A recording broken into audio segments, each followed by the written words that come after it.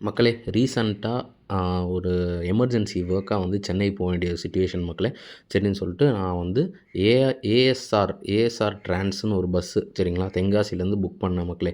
So bus பார்க்க அவுட்டரில் பார்க்க பார்த்தீங்கன்னா ஒரு பென்ஸ் பஸ்ஸு மக்களே. சரி உள்ளே சூப்பராக இருக்கும்னு நினச்சி உள்ளே போன உடனே ஒரு பெரிய டிசப்பாயின்மெண்ட்டு.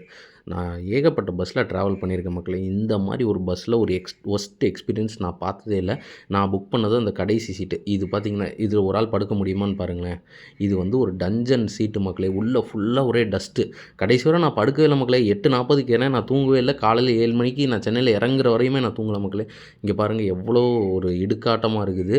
இதுக்குள்ளே ஒரு ஆள் படுக்கணுமாமா. உண்மையிலே ஒரு ஒர்ஸ்ட். இதை நான் போய் கண்டக்டர்கிட்டையும் சொல்லி பார்த்தேன். அங்கே கிளீனரு டிரைவர்ட்டெலாம் சொல்லி பார்த்தேன். ஒன்றுமே ரெஸ்பான்ஸ் பண்ணல. ஒரு ஒர்ஸ்ட்டு பிஹேவியர். இந்த மாதிரி ஒர்ஸ்ட் எக்ஸ்பீரியன்ஸ் எனக்கு இந்த பஸ்ஸில் 2வது தடவை நடக்குது மக்களே. ஒரு தடவை 2 தடவை கிடையாது. இந்த பஸ்ஸில் இது எனக்கு 2வது தடவை. ரொம்ப ஒரு ஒர்ஸ்ட்டான ஒரு மெயின்டெனன்ஸ் இந்த பஸ்ஸு. அது போக பார்த்தீங்கன்னா டிரைவரு, அதுக்கப்புறம் கிளீனரு யாருமே வந்து கஸ்டமர்ஸ்ட்ட வந்து பேசஞ்சர்ஸ்ட்ட வந்து ஒரு பொலைட்டான பிஹேவியர் கிடையாது. அதுக்கப்புறம் இந்த கீழெல்லாம் பார்த்தீங்கன்னா அதாவது இந்த சீட்டுக்கு கீழே ஒரு பெரிய ஹோல் இருக்குது மக்களே. அது வெளியே பார்த்தீங்கன்னா எலி ஓடிக்கிட்டுருக்கு. எலி அங்கேருந்து உள்ளே வருது. இது ஏசி பஸ்ஸுன்னு சொல்கிறாங்க. இது வந்து என் சீட்டுக்கு கீழே பாருங்கள் இப்படியா இருக்கும் மக்களே.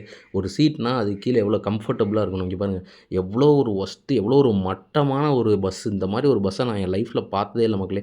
இந்த பஸ்ஸை நோட் பண்ணிக்கோங்க. ஏஎஸ்ஆர் ட்ரான்ஸ் சரிங்களா. இந்த பஸ்ஸில் யாருமே ட்ராவல் பண்ண வேண்டாம். என்னோடய பர்சனல் எக்ஸ்பீரியன்ஸில் சொல்கிறேன். அங்கே இருக்க கிளீனர், டிரைவர் யாருமே வந்து பொலைட்டாக பிஹேவ் பண்ண மாட்டாங்க. கடைசியில் நீங்கள் மனசு கஷ்டப்பட்டு தான் வெளியில் வர சூழ்நிலையாகும். பஸ்ஸும் பார்த்தீங்கன்னா அவ்வளோ மெயின்டெனன்ஸ் இல்லை. ஸோ இந்த மாதிரி நீங்கள் யாராவது எதனா ஒரு பஸ்ஸில் ட்ராவல் பண்ணி உங்களுக்கு எக்ஸ்பீரியன்ஸ் இருந்தால் கண்டிப்பாக கமெண்ட் செக்ஷனில் சொல்லுங்கள் மக்களே.